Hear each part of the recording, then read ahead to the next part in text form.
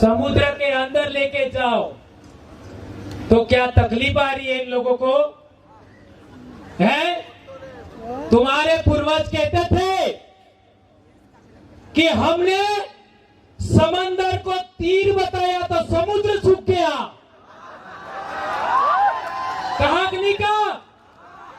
हम भीड़ कहना चाहते हैं, अब तीर दिखाओ और बॉम्बे से अहमदाबाद तक समुद्र के अंदर ट्रेन लेके जाओ। यह आवाज कोई खड़ी करता है आज तक?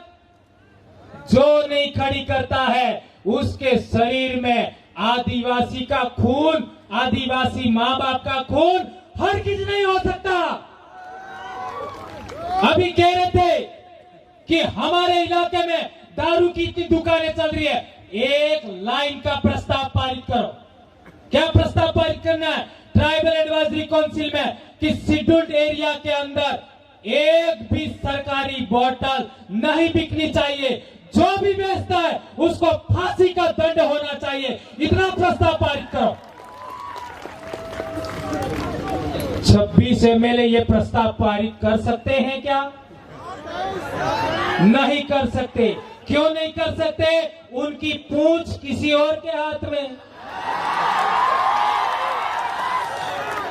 किसके हाथ में? जिसने उसका सिलेक्शन किया, जिसने उसका सिलेक्शन किया उसके हाथ में उनकी पूंछ है? तो अब ये पूंछ आपको अपने हाथ में रखनी होगी, इसलिए सिलेक्शन का पावर भी आपके हाथ में होना चाहिए। होना चाहिए कि नहीं होना चाहिए? अभी डांग जिले में नोटिफाइड इलाका बनाया, अभी स्टेच्यू ऑफ यूनिटी में नोटिफाइड इलाका बनाया, शेड्यूल एरिया में नोटिफाइड इलाका कैसे बनाया? कौन से कानून से बनाया? और इतनी पुलिस लगा रखी है, इतनी पुलिस लगा रखी है। हम लोग देखने गए, हमारे 2 एमएलए भी हमारे साथ में थे, देखने नहीं दिया हमको। तो नहीं देखने दिया तो क्या वो जमीन आदिवासियों की थी कि गैर आदिवासियों की थी? किसकी थी? आदिवासी की जमीन सरकार कैसे हड़प रही है? उसका एकमात्र समाधान है, अब एकमात्र डीएनए के आधार पर एनआरसी होना चाहिए शेड्यूल एरिया में। जिसका डीएनए आदिवासी से मिलता है वो शेड्यूल एरिया में रहे, जिसका डीएनए आदिवासी से नहीं मिलता है शेड्यूल एरिया से सिविल एरिया में जाए। होना चाहिए कि नहीं होना चाहिए? दूसरी बात, आदिवासी इलाके में ईवीएम बैन होना चाहिए। कौन कौन समर्थन करता है इसका? शेड्यूल एरिया में ईवीएम बैन होना चाहिए। यह अभी जो सरकारें चल रही है वो ईवीएम सरकारें हैं, ईवीएम सरकारें हैं, इसलिए हमारे ऊपर अत्याचार कर रही है। तो हमारे इलाके में आदिवासी शेड्यूल एरिया में ईवीएम बैन होना चाहिए और बैलेट वोट से वोटिंग होना चाहिए। होना चाहिए कि नहीं होना चाहिए? ये बात हमको करना है मेरे भाइयों। तो एक बात और, 2021 में हमारी जो जनगणना है उस जनगणना में हमको रिलीजन कोड क्या भरना है? ट्राइबल। संविधान में India that is a Bharat लिखा है, तो हमारा रिलीजन कोड 1931 तक था ट्राइबल, इसलिए हम लोगों ने गुजरात में एक प्रस्ताव पारित किया था, ट्राइबल देट इज ए आदिवासी, ये हमारा धर्म होना चाहिए। ये बात गुजरात में प्रस्ताव पारित किया, भीलों ने प्रस्ताव पारित किया और पूरे आदिवासियों ने इसको माना। ये गर्व की बात है आप सबके लिए मेरे भाइयों। हाँ, हरू नहीं हो गए, ये बाहर के भाई नहीं होते तो मैं अपनी भीली बोली में बोलता। तो मैं बता रहा था मेरे भाइयों, ये बात याद रखना, शेड्यूल एरिया में एनआरसी हो, डीएनए से हो। एक बात, शेड्यूल एरिया के अंदर आपका ये जो वोटिंग है वो बैलेट पेपर से होना चाहिए, ईवीएम बैन होना चाहिए। ये 2 मुद्दे हमको आगे बढ़ाने। तीसरा मुद्दा, हमारे 2021 की जनगणना में ट्राइबल लिखवाना है, बिली लिखवाना है और आपकी बोली बिली लिखवानी है। और एक बात हम लोगों को पढ़ाया जाता है, ए फॉर फ्रॉग, फ्रॉग यानी मेंढक, पी फॉर पैरट, पैरट यानी तोता। तो बच्चा समझता है, क्या समझता है? आप उड़ो है, आते डेटको है, ना?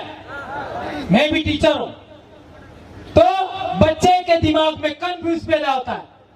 एजुकेशनल साइकोलॉजी क्या बोलती है कि ज्ञात से अज्ञात की ओर पढ़ाना चाहिए। मैं भी इतिहास में नेट हूं, इसलिए आज तक मेरे को कोई चैलेंज नहीं करता है, केवल मेरा ट्रांसफर करते हैं, केवल मेरे को एपीओ करते हैं, केवल मेरे को निलंबित करते हैं। अभी भी एपीओ हूं, अभी भी, ये तीसरी बार है।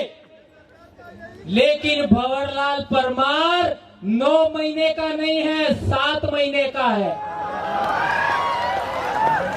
45 किलो वजन का आदमी, 7 महीने का आदमी ने इस पूरे आदिवासी इलाके में क्रांति ला दी है, तो आप 9 महीने वाले क्या नहीं कर सकते? क्या नहीं कर सकते? ये जानकारी हथियार है मेरे भाइयों।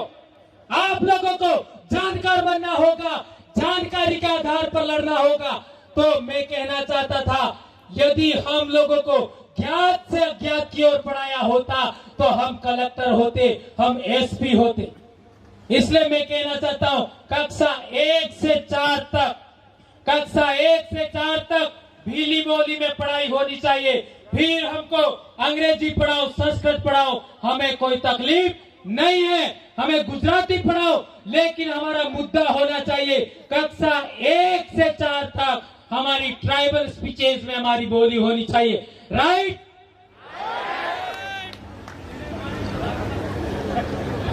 अब एक मुद्दा, पावागढ़ के पास में नहर जा रही है, कच्छ जा रही है, राजस्थान जा रही है।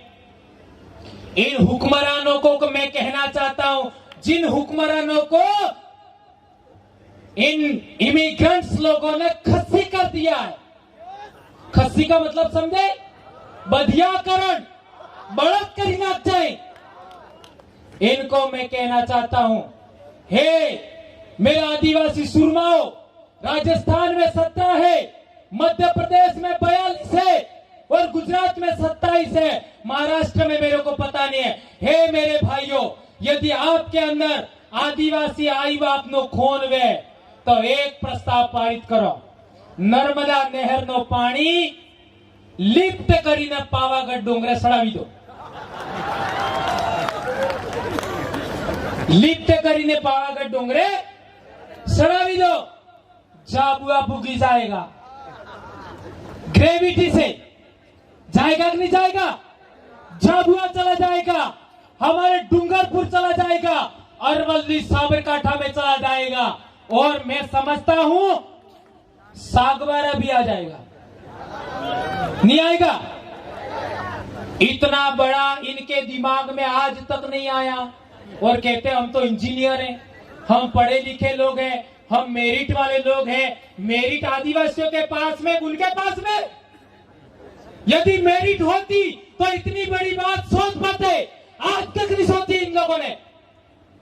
सभी इंजीनियर लोगों से कहना चाहता हूं, आप लोग यदि आदिवासियों के हितैषी हो, आप लोग यदि आदिवासी कौम को बचाना चाहते हो, इस देश की इमिग्रेंट्स को बचाना, इस देश के इंडिजिनस को बचाना चाहते हो, अबोरिजिनल को बचाना चाहते हो, नेटिव पीपल को बचाना चाहते हो, तो हमारी एक ही मांग है, क्या? इस नहर से पानी उठाओ और पावागढ़ चलाओ, जहां तक ग्रेविटी से जाए पानी लेके जाओ। फिर आपको कच्छ ले जाना तो ले जाओ, फिर आपको राजस्थान ले जाना तो ले जाओ,